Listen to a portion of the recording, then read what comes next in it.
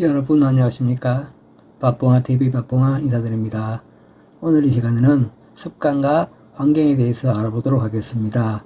먼저 습관과 환경 요소들에 대해서 알아볼까요? 첫째, 자녀의 평소 습관을 잘 관찰해 보고 고쳐야 할 습관과 잘 지켜야 할 습관을 구분합니다. 특히 문제가 되는 습관을 고치기란 참 어렵습니다. 그래서 천천히 끈기 있게 고치려고 노력하여야 합니다. 습관은 긴 시간에 걸쳐서 형성되어진 것들이 많은데 하루아침에 고치기란 참 어렵습니다. 그러나 고치지 않으면 성적 향상과 바른 공부 습관을 가지기란 어렵기 때문입니다. 둘째, 환경 조건을 잘 살펴서 규칙적인 생활을 유도하여야 합니다. 하루 정시에 일어나서 아침 운동을 한다든지 산책을 한다든지 공부를 한다든지 하도록 하는 것이 좋습니다. 셋째, 친구 관계를 살펴보는 것도 빠뜨릴 수 없는 것입니다. 질 나쁜 친구를 사귀지는 않는지, 친구들과 사이가 좋은지 등을 살펴보아야 합니다. 잘못된 것 같으면 부모와 같이 고치려고 노력하여야 합니다. 넷째, 가족 간의 관계도 같이 살펴보아야 합니다. 근위적이지는 않는지, 무조건 복종을 강요하지는 않는지 살펴보고 부모가 고칠 부분은 고치도록 합니다. 다섯째, 환경 조건을 살펴보아야 합니다. 부모가 잘못 알고 있는 부분이 없는지를 잘 살펴보아야 합니다. 그럼 이런 어려움을 고치기 위한 환경 요건을 제시해 볼까요? 첫째, 공부하는데 집중이 잘 되는 시간은 언제일까요? 공부가 잘 되는 시간은 언제이며 그 시간을 잘 활용하는지를 알아보아야 되겠지요. 둘째, 공부하는 시간은 충분히 주어지고 있는가? 매일 시간을 정하여 공부하며 규칙적으로 공부하는가를 살펴보아야 합니다. 셋째, 공부를 주로 하는 장소는 어디인가? 공부를 하는 장소가 집중이 잘 되고 능률이 오르는 곳을 선택하는 것이 좋겠죠. 넷째, 공부하는데 방해가 되는 것은 무엇인가? 공부하는데 핸드폰은 얼마나 자주 들여다보는가? 텔레비전 소리가 들리지 않는가? 주의 잡음은 공부하는데 방해가 되지 않는가를 알아봅니다. 다섯째, 학습 계획은 세우고 실천하고 있는가? 공부하는데 규칙적으로 실천하며 계획한 대로 공부하는지를 알아야 되겠지요. 자, 여섯째, 공부하는데 아는 것과 모르는 것을 잘 구분 짓는가? 아는 내용과 모르는 내용에 대하여 공부하는 방법이 어떻게 다르고 그것을 어떻게 극복하는지를 알아야 되겠지요. 일곱 번째, 모르는 것은 어떻게 해결하고 있는가?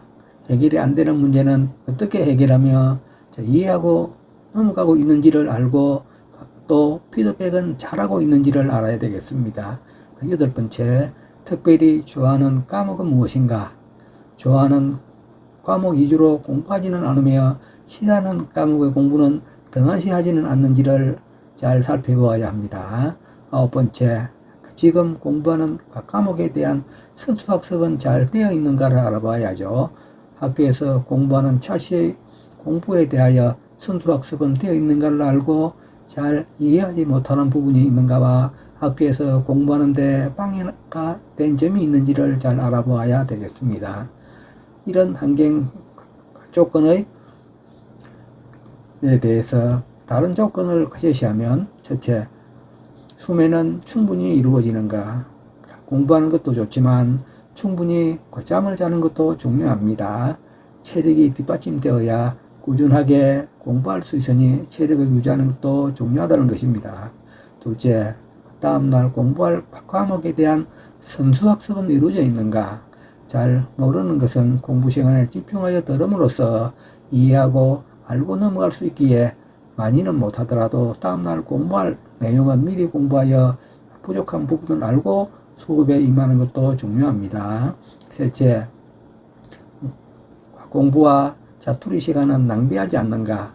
자투리 시간의 활용이 승패를 좌우한다는 것을 명심하고 시간을 절약하고 아껴 쓰는 습관을 들여야 됩니다. 넷째, 노는데 보내는 시간은 어떤가? 규칙적인 생활 속에는 쉬는 시간도 있어야 합니다. 이 시간을 최대한 활용하여 체력을 단련한다든지 명상을 한다든지 스트레스를 해소하는 데 사용하여야 합니다. 다섯째, 쉬는 시간은 어떻게 활용하는가? 학교에서 공부하는 동안 쉬는 시간을 최대한 활용할 줄 알아야 합니다. 충분한 휴식은 다음 학습 활동에 긍정적인 영향을 미치기 마련이기 때문입니다. 자, 여섯째, 자기 자신의 능력에 맞는 문제집은 선택하였는가? 부모님과 상의하고 자기 수준에 맞는 문제집을 선정하여 공부하는 것이 좋습니다. 많은 문제집을 사놓고 풀지 않으면 무슨 소용이 있겠습니까? 일곱 번째, 기억을 돕는 데 활용하는 방법이 있는가? 기억을 돕는 데 필요한 방법은 자기 스스로 터득하여야 합니다. 쓰면서 외우는 사람, 걸으면서 외우는 사람, 눈을 감고 전체를 생각하는 사람 등 다양한 방법을 이용하는 사람들이 많이 있습니다. 여덟 번째, 주말은 철저히 활용하고 있는가? 쉴 때는 쉬고 공부할 때는 공부하는 습관을 들여야 됩니다.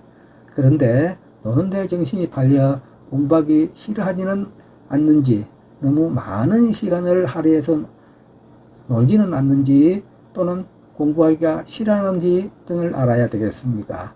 아홉 번째, 친구 관계는 잘 되어 있으며 좋은 관계를 유지하고 있는가? 학교에 가는 이유가 여러 가지가 있지만 그 중에서 가장 중요한 것이 친구를 사귀는 것입니다. 즉, 사회생활을 하는 기초가 되는 것이 친구를 사귀는 것이니 다른 친구를 사귀는 것이 좋은 것입니다. 열 번째, 자기 가정에서 공부에 영향을 미치는 요소가 어떤 것이 있는가? 가정에서 여러 가지의 공부에 영향을 미치는 요소가 많이 있습니다. 이런 요소를 좋은 방향으로 이끌어 주어야 합니다. 좀 더 나은 환경을 만들기 위한 조건에 대해서 알아보겠습니다. 첫째, 공부하는 데 필요한 환경과 좋은 여건을 만드는 좋은 자는 없는가? 항상 부모는 자녀의 상담자가 되어야 합니다. 건의로 자녀를 기르는 것은 자녀가 부모와 담을 쌓을 수 있으니 항상 조심하여야 합니다. 둘째, 학원 가이를 이용하는 시간과 자기 자신의 관계를 아는가에 대한 것입니다. 가이는 자기의 부족한 부분을 보충하거나 선수학습을 위하여 공부하는 것입니다. 그러니 자기의 능력에 맞는 수준의 공부를 하도록 하여야 하겠죠. 셋째, 학교 수업 시간을 잘 활용하고 있는가? 학교 수업 시간을 최대한 활용하여야 합니다. 학원에서 다 배웠다고 장난을 치고 놀면서 옆 사람도 공부하지 못하게 방해하지 말아야 합니다. 넷째, 건강까지는 잘하고 있는가? 출세도 좋고 성적 향상도 좋으나 최고의 출세는 건강한 생활이니 항상 건강을 먼저 챙기는 것을 권하고 싶습니다. 다섯째, 부모와의 관계는 잘 유지되고 있는가? 부모는 상담자이고 조력자이며 마음 편히 말할 수 있는 사람이 되어야 합니다. 이 점 꼭 알고 있어야 합니다. 부모님께서는 이 점을 맥힘해 주시기 바랍니다. 다음 시간에는 우등생이 되는 방법을 알아보도록 하겠습니다. 이상 박동아TV 박동아였습니다. 대단히 감사합니다.